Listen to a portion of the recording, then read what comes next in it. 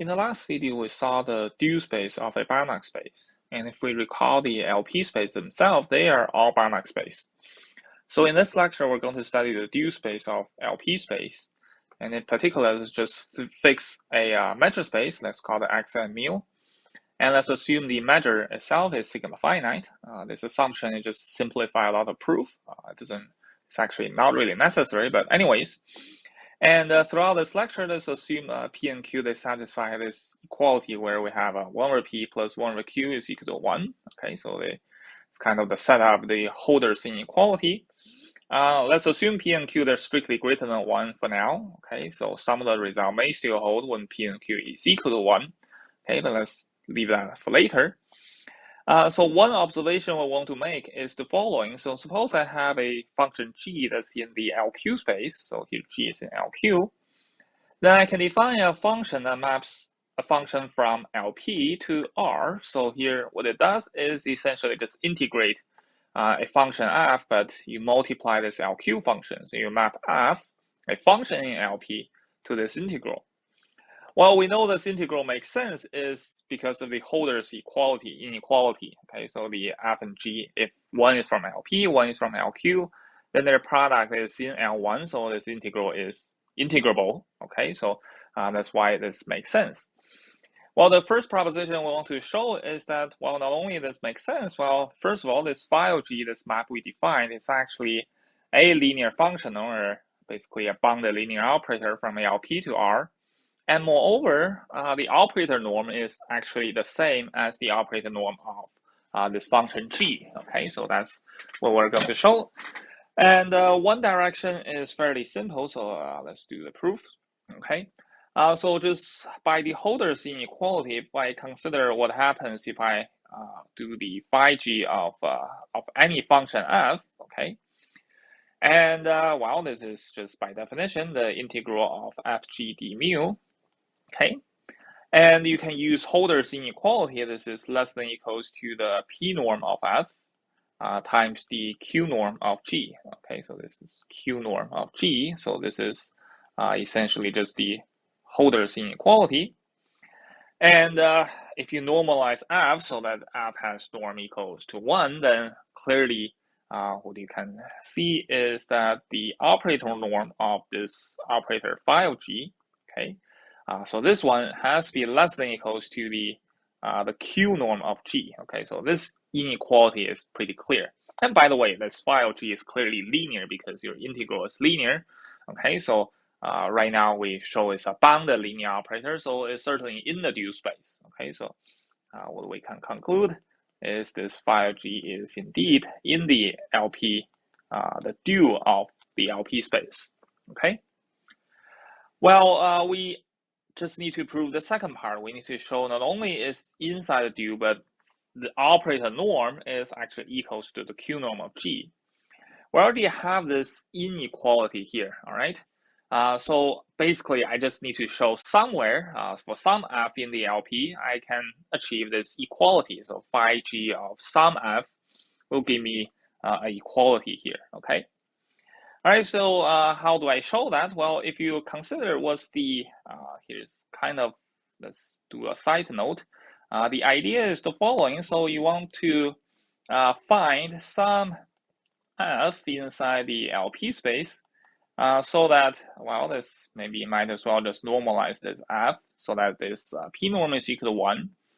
And you want to say the phi g of f, okay, which by definition is just the integral of fg d mu. You want it to be close enough to the q norm of g, and in fact here we can show that it can equal to the q norm of g. Okay, so that's kind of the idea we're going to go. And if you consider what's really the q norm of g, so here the q norm of g is just equals to the integral of g to the power q d mu, the whole thing to the 1 over q. Okay, so that's essentially the definition of q norm. Okay, so you want to write this as a integral of some f and g. Okay, so you want to write this whole thing as some kind of integral.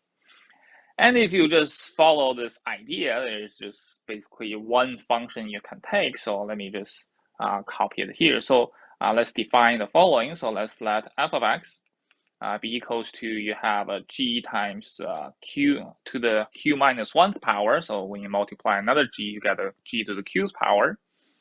And you also need to multiply the sign of this g. Okay, I'm going to talk about it later. So the whole thing you need to divide by the q norm of g to the raised to the q minus 1. Okay, so I'm going to talk about why. You're going to see why this is a good selection, but let's talk about the sign first.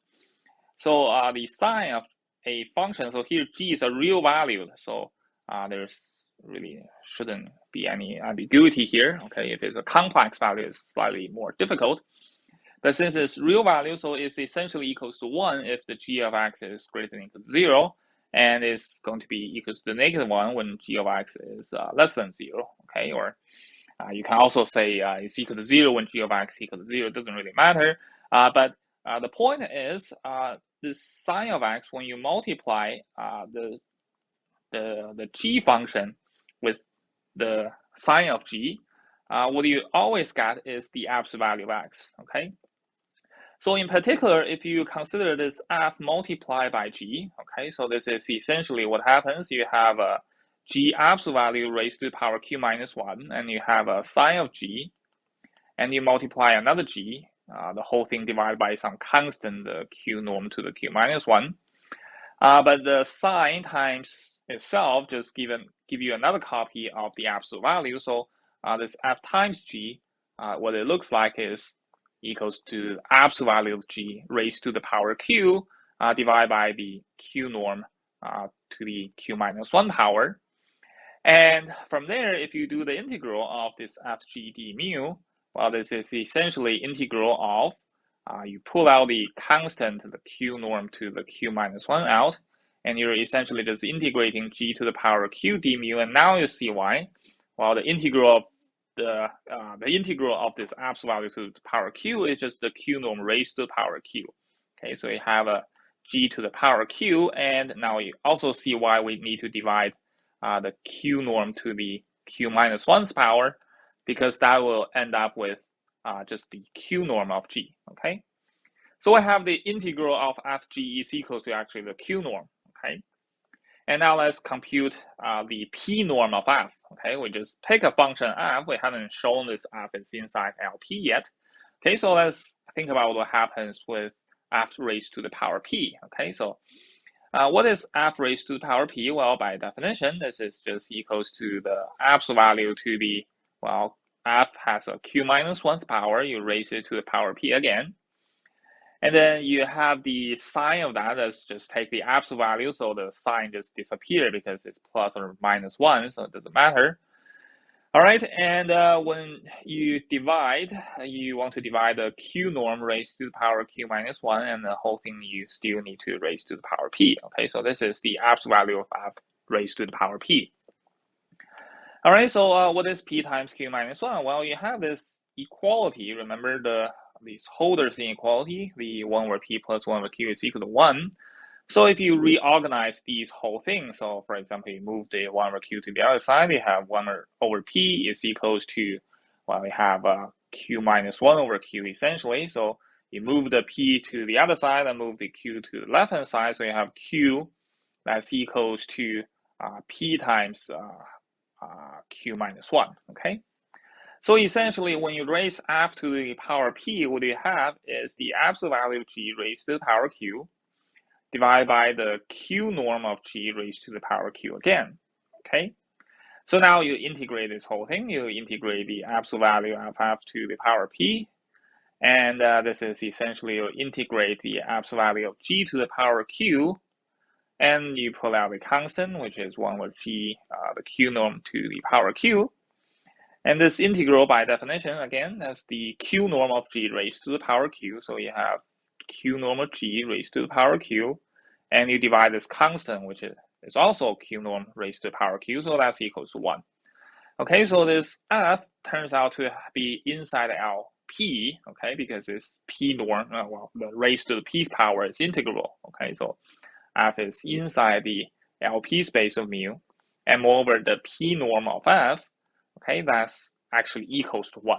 Okay, so I basically found an LP function with the p norm equals to 1. And moreover, I have the integral of this fg is equals to the q norm, okay, or of this g. Okay, so this, if by definition, this is essentially just the phi of phi g of f. Okay, that's just by definition. All right, so basically I found an f so that the phi g of f can attain the g norm or the q norm of g. So the operator norm of phi g has to be at least the q norm of g. Okay, so this essentially proves the phi g, the operator norm, has to be greater than or equals to the q norm of g, and we already saw it's less than or equal to, so they have to be equal. Okay, so this is an equality. Let's just write the operator norm is actually equals to the q norm of g.